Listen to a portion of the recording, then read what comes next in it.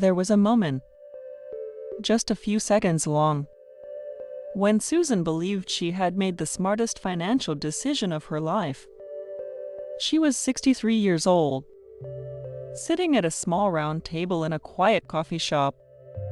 Across from her sat a man in a navy suit, well-spoken, confident, the kind of person who seemed to understand money.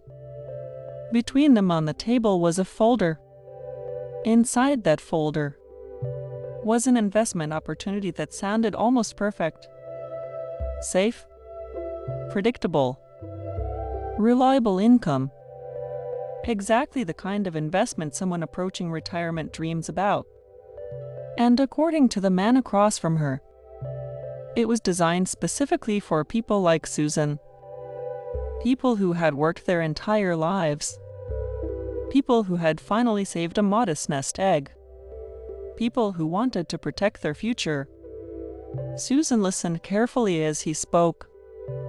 He explained that the investment focused on stable assets, real businesses, conservative strategy, nothing risky, nothing speculative. This isn't one of those wild investments you hear about on the news, he said with a reassuring smile. This is designed for safety. Those words stayed with Susan. Designed for safety. After decades of working, after raising 2 children, after carefully saving every extra dollar she could, safety was exactly what she wanted. So she nodded, signed the paperwork, and invested $200,000. At the time, it felt like the responsible choice. But 18 months later, Susan would discover something that made her stomach drop. The investment wasn't safe. It never had been. And the man who pitched it had known that all along. People approaching retirement don't dream about risky investments. They dream about stability, predictability, protection. After years of financial responsibility, the last thing most retirees want is uncertainty. That's why the word safe carries so much power. When an investment sounds safe, people lower their guard. They stop looking for warning signs. They stop asking difficult questions. Because the entire pitch is built around reassurance. And that's exactly how Susan's story began. Susan had always been careful with money. She worked for 38 years as an administrative assistant at a medical office. The work wasn't glamorous, but it was steady, reliable, and she approached her finances the same way. She contributed to her retirement account whenever possible, avoided unnecessary debt, saved a little extra each month. By the time she reached her early 60s, she had built something meaningful. Not a fortune, but enough to support a modest retirement. Around $300,000 in savings. For Susan, that money represented decades of discipline, which made protecting it extremely important. And that's why the investment pitch felt so appealing. Susan first heard about the opportunity through someone she trusted. Her friend Karen. Karen had recently attended a financial seminar, one of those free events held in hotel conference rooms, the kind where attendees are promised helpful retirement strategies. Karen called Susan the next day. "You should really meet this advisor," she said. "He specializes in helping people our age." That recommendation mattered, because Susan trusted Karen. And trust often travels through relationships. That's how many questionable investments spread. Not through strangers, but through friends, neighbors, coworkers, people who sincerely believe they're sharing something valuable. A week later, Susan attended the seminar herself. It was held in a quiet hotel conference room. About 20 people sat in folding chairs. Most of them looked close to retirement age. The presenter stood at the front of the room. Confident, professional, well-rehearsed. He spoke about something that immediately captured everyone's attention. Market volatility, stock market crashes, economic uncertainty. He showed charts of past downturns, explained how retirees can lose years of savings during major corrections. Then he paused, looked around the room, and said something that instantly shifted the mood. But what if there was another option? That question opened the door to his pitch. The investment he described sounded almost ideal. According to him, it focused on stable income-producing assets, real estate projects, private lending, businesses that generated predictable cash flow. He emphasized the same word again and again: safety. This isn't the stock market, he explained. You're not exposed to daily volatility. He showed projected returns: 6%, sometimes 8%. Reliable income, low risk. For retirees in the room, those numbers sounded perfect. Better than savings accounts, less volatile than stocks. Exactly the middle ground many people search for. And that's where the pitch became powerful. After the seminar, several attendees scheduled private consultations. Susan was one of them. That's how she ended up sitting across from the man in the navy suit. He walked her through the opportunity again, this time in greater detail. Charts, graphs, testimonials. Everything looked professional. He'd explained that many of his clients were retirees, people who wanted steadied income, people who couldn't afford major market losses. This investment was designed for people exactly like you, he said. And Susan believed him, because the entire presentation felt thoughtful, careful, responsible. Exactly the kind of approach someone protecting retirement savings would want. When Susan finally made her decision, she felt calm, confident, even relieved, because the pitch had addressed every fear she had about investing. Market crashes, volatility, uncertainty. This investment seemed to avoid all of those risks. So she transferred $200,000, most of her savings. At the time, she believed she was protecting her future. But sometimes, the investments that sound safest are the ones that deserve the most scrutiny. And Susan would soon learn why. At first, everything appeared to work exactly as promised. Every month, Susan received a payment, just as the advisor had explained. A steady deposit into her account. Reliable, predictable. Those payments reinforced her confidence. She even told Karen how happy she was with the decision. This is exactly what I needed for retirement, she said. Karen felt the same way. She had invested too, for several months. Nothing seemed wrong. But that's how many dangerous investments begin.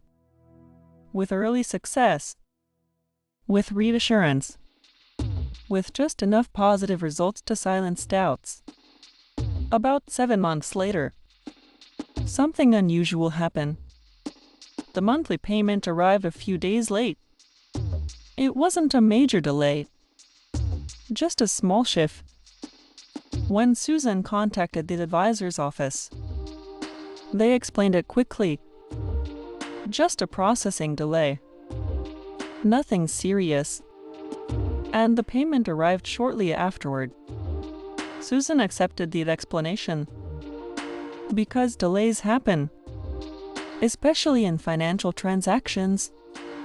But small irregularities are often the first sign that something isn't quite right.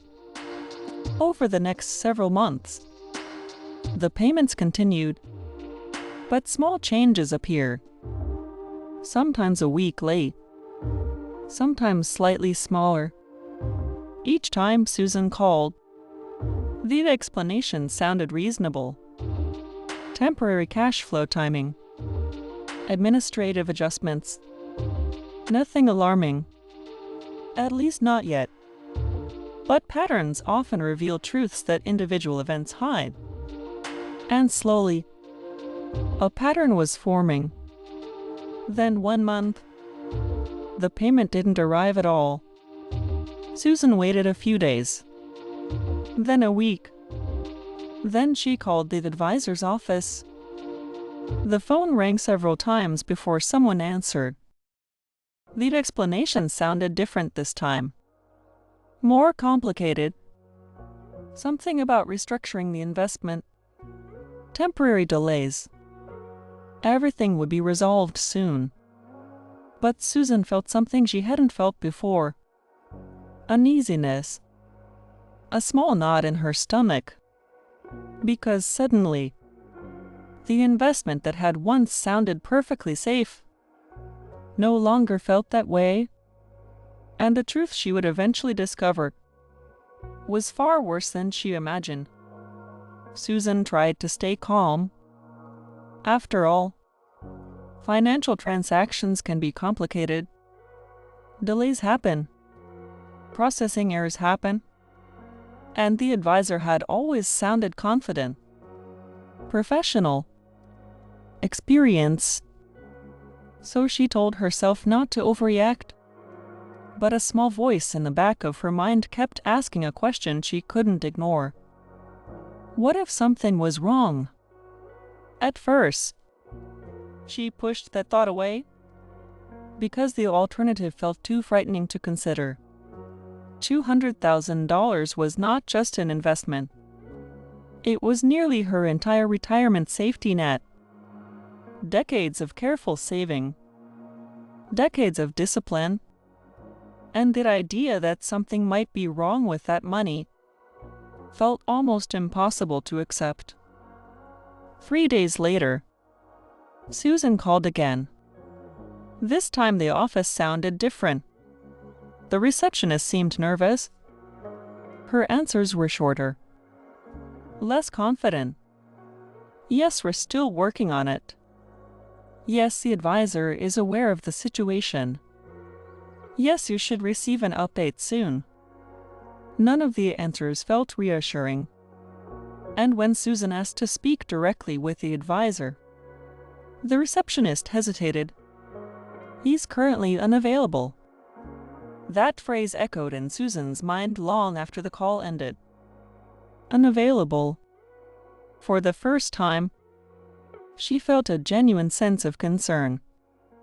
Because when someone manages your retirement savings, being unavailable is not a comforting sign.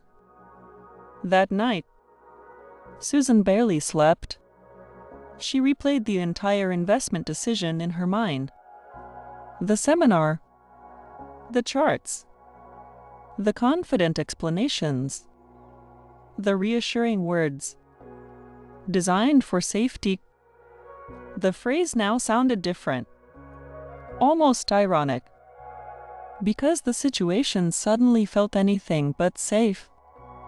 She opened her laptop, logged into the investment portal, and stared at the account balance. The numbers were still there. $200,000. Exactly as before, at least on the screen. But numbers on a screen don't always mean what they appear to mean. And Susan didn't know that yet. The next morning, an email arrived from the advisor's office. The subject line sounded formal. Important update regarding your investment. Susan opened it immediately. Her eyes scanned the message quickly, then slowed down, then stopped. The email explained that the investment was experiencing temporary liquidity issues. The wording sounded technical, carefully chosen, but the meaning slowly became clear. The underlying projects had encountered financial difficulties. Cash flow had been disrupted. Payments to investors would be temporarily paused. Temporarily. That word felt heavy, because temporary problems sometimes become permanent ones. Susan read the email 3 times, then a 4th, each time hoping she had misunderstood something. But the message didn't change. The payments had stopped, and no timeline was given for when they might resume. Her stomach tightened, because suddenly, the idea that her retirement savings might be at risk no longer felt impossible. It felt plausible, and that realization changed everything. Susan called Karen immediately. Her friend answered on the second ring. "Susan, I was just about to call you." Karen had received the same email. Her voice sounded anxious. The 2 women spoke for nearly an hour, trying to understand what had happened, trying to reassure each other, trying to convince themselves that everything would work out. But neither of them truly believed it, because deep down, they both felt the same thing. The pitch that once sounded safe now sounded dangerously uncertain. Over the next few days, Susan began researching the investment online. She searched for the company name, the advisor's firm, the specific projects mentioned in the pitch. At first, the information looked normal. Professional websites, marketing materials, positive testimonials. But then, she noticed something else. Small complaints buried deep in online forums. Investors asking questions. Payments delayed. Communication problems.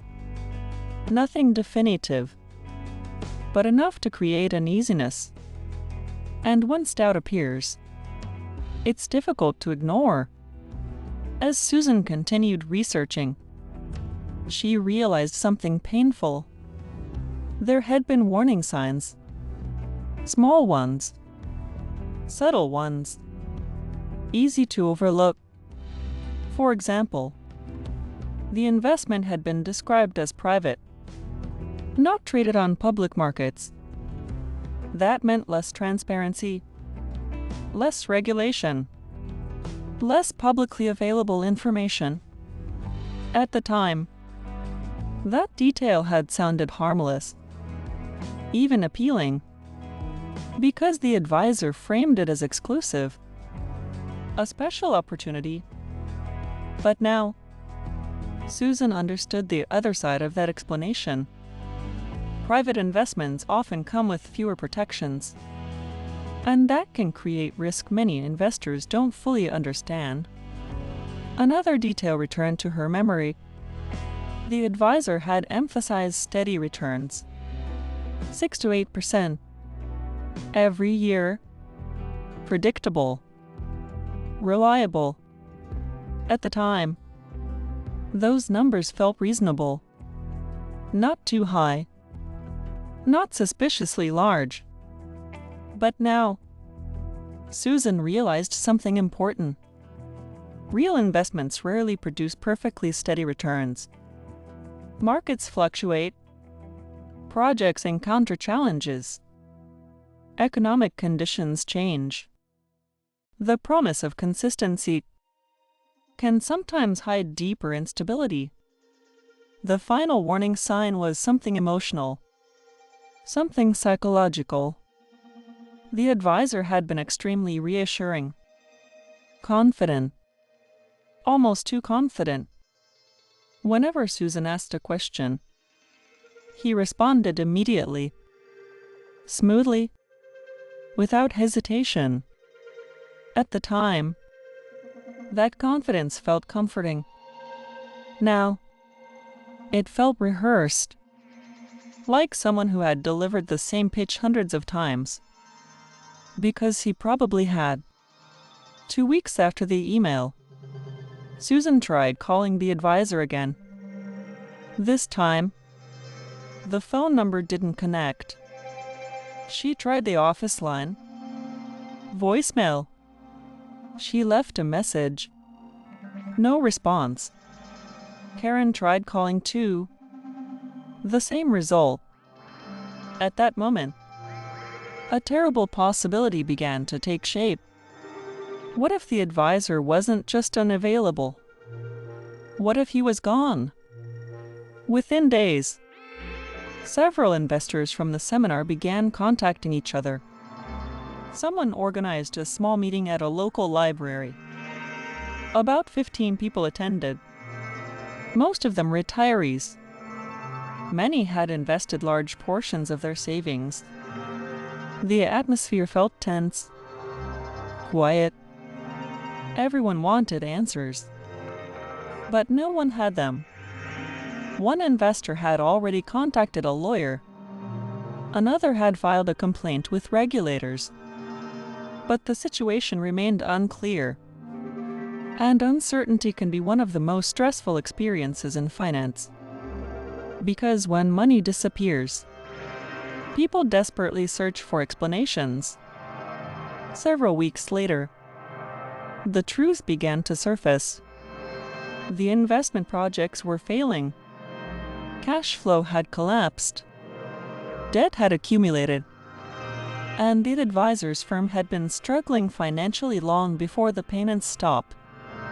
In other words, the investment had never been as stable as it sounded. Not even close. The presentation had emphasized safety, but the reality had been far more fragile. And the investors, including Susan, had never been told the full story. When Susan finally understood the situation, she felt something deeper than anger. She felt betrayal, because she had trusted the advisor, trusted the presentation, trusted the system, and now that trust felt misplaced. For weeks, she struggled with the same painful question. How did this happen? How had something that sounded so safe become so dangerous? Unfortunately, Susan's story is not unique. Every year, thousands of retirees invest in opportunities that sound conservative, stable, reliable. But some of those investments hide risks that are difficult to see, especially for people without professional financial training. That's why understanding the warning signs becomes so important. Because prevention is often the only real protection. Once the money is gone, recovery can be extremely difficult. Over time, Susan began to understand something important. The most dangerous investment pitches rarely sound risky. They sound safe, responsible, protective. They target people who want stability, people who fear market volatility, people who simply want their savings to last. And that's exactly why those pitches can be so persuasive. Because they align perfectly with the emotional needs of retirees. If Susan could go back, there are several things she would do differently. She would ask more questions. She would research the investment independently. She would consult a second financial professional. And most importantly, she would never place such a large portion of her savings into a single opportunity. Because diversification isn't just an investment strategy. It's protection against the unexpected. At this point, Susan still didn't know exactly how much money she might recover. Lawyers were involved. Regulators were investigating. And the future remained uncertain. But one thing had already become clear. The investment pitch that once sounded perfectly safe had changed her understanding of financial security forever. And what happened next would reveal an even deeper lesson about retirement investing. Weeks passed, then months, and during that time, Susan slowly began to understand something unsettling. The investment she believed was stable was never truly stable at all. It had simply been presented that way. And that distinction matters more than most people realize. Because in the world of finance, how something is described can be very different from how it actually works. Eventually, regulators became involved. Complaints had been filed. Multiple investors had reported the same situation. Missed payments, delayed responses, disappearing advisors. At first, the investigation moved slowly. Financial investigations often do. Documents must be reviewed. Accounts must be traced. Contracts must be examined carefully. But piece by piece, the picture began to come together. And the reality was worse than most investors expected. The safe investment had been built around several private projects, real estate developments, small lending operations, business financing agreements. On the surface, those things sounded legitimate, and in many cases, they were legitimate businesses. But legitimacy does not guarantee safety, because the structure behind those projects was fragile, very fragile.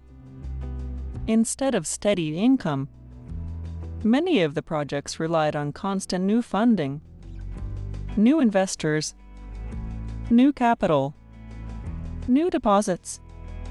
Without that flow of new money, the entire system began to strain, then crack, then collapse. This is something that confuses many investors. If the investment was unstable, why did it appear to work at the beginning? The answer is surprisingly simple. Early investors were often paid using new incoming funds, not always intentionally as fraud, sometimes simply as a temporary solution to cash flow problems. But the effect was the same. Payments continued. Investors felt reassured. Confidence grew. And that confidence attracted even more investors, which temporarily kept the system running. Until eventually, the math stopped working. When new investments slowed down, the problems surfaced quickly. Projects that depended on continuous funding suddenly lacked capital. Loans could not be repaid. Construction stalled. Revenue projections collapsed. And the monthly payments to investors, like Susan, stopped almost immediately because there was no longer enough money to sustain them. Around that same time, the advisor who had hosted the seminars quietly closed his office. Phone numbers disconnected. Emails stopped receiving responses. His website disappeared. For investors, that silence felt like confirmation of their worst fears.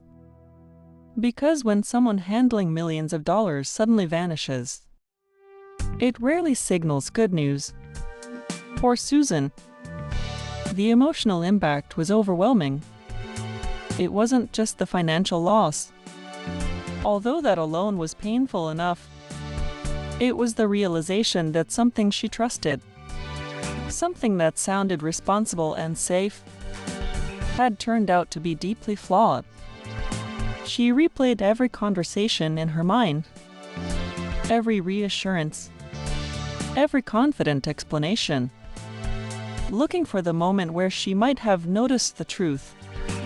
But hindsight is always clearer than reality, and many intelligent people make similar mistakes, because investment pitches are often designed to feel convincing. The advisor understood something important about human behavior, especially among retirees. Most people approaching retirement share the same concerns. They fear losing money in the stock market. They worry about outliving their savings. They want stability, predictable income, protection. So the advisor built his pitch around those emotions.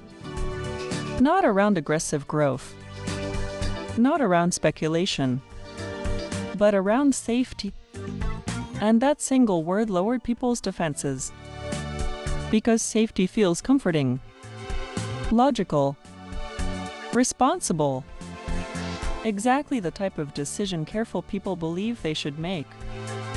After everything happened, Susan began sharing her experience with friends. Not to scare them, but to help them avoid the same mistake. And she encourages them to ask 3 simple questions before making any investment. The first question is this: what could go wrong? If someone presenting an investment cannot clearly explain the risks, that is a warning sign. Every investment has risks, even conservative ones, and honest professionals explain them openly. The second question is equally important. How does this investment actually make money? Not in vague terms, not with general descriptions, but with clear explanations. Where does the revenue come from? Who pays it?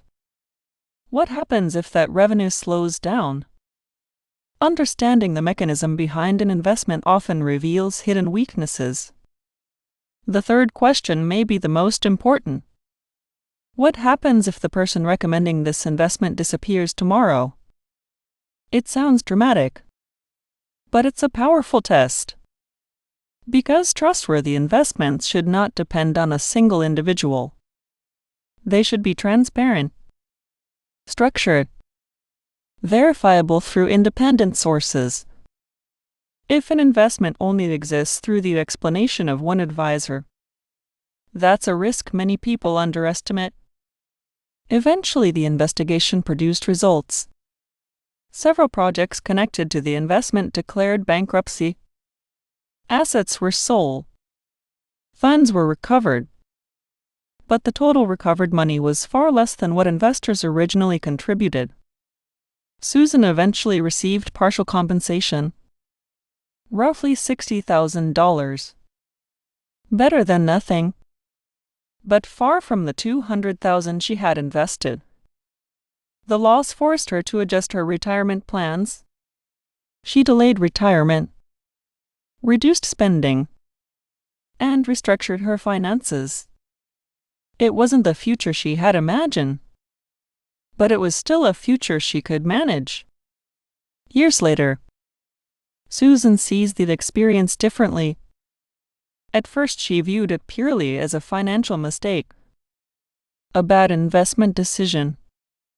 But over time, she realized something deeper. The mistake wasn't simply choosing the wrong investment. It was believing that something could be completely safe. Because in reality, every financial decision involves risk. The goal isn't eliminating risk entirely. That's impossible. The goal is understanding risk, managing it, and avoiding situations where too much depends on one promise. Financial mistakes rarely begin with reckless decisions. They begin with reasonable ones, logical ones, sometimes even responsible ones. People don't lose money because they wanted to gamble. They lose money because something sounded sensible, safe, carefully designed. Just like the pitch Susan heard. And that's why stories like this are important, because they reveal how easily confidence can be created and how slowly doubt appears. For many people, retirement savings represent something profound. Not just money, but time.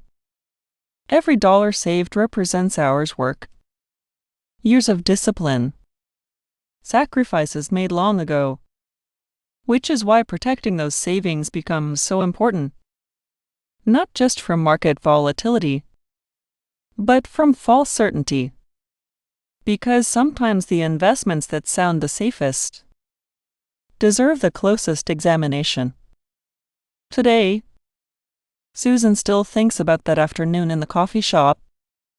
The navy suit, the confident presentation, the folder on the table, and the moment she signed the documents. At the time, it felt like a small decision. Routine. Almost ordinary. But financial history is full of moments exactly like that. Moments where everything seems reasonable. Until years later, when the true cost becomes clear. And that's the quiet reminder hidden inside Susan's story. Because the most expensive financial mistakes rarely feel dramatic at the beginning. They feel safe. They feel logical. Sometimes, they even feel like the smartest choice in the room. Until reality finally reveals what the numbers were hiding all along.